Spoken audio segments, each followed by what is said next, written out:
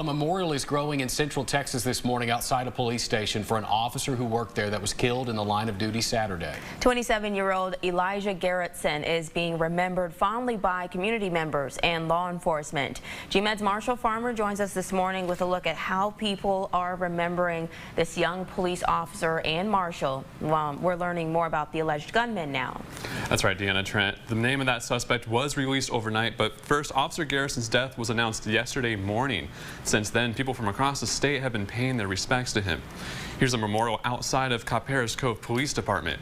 Garrettson's patrol unit is parked outside with people offering flowers, stuffed animals, and handwritten notes.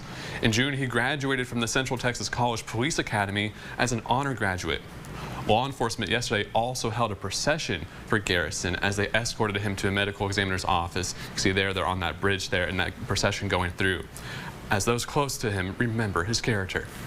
He was just a good dude, and he had an uncommon intelligence, super bright. He was a great listener, amazing friend. He was goofy from time to time, had his serious moments, but he knew the right things to say to people. The police department asked for people to keep Officer Garrettson's loved ones in their thoughts and prayers. And last night, Senator Pete Flores, who represents Copperas Cove in District 24, says, quote, "This loss is a tragic reminder of the courageous sacrifice that our law enforcement officers face every day."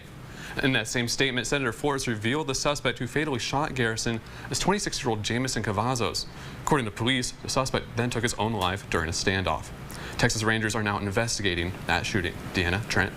All right, Marshall, thank you for those updates.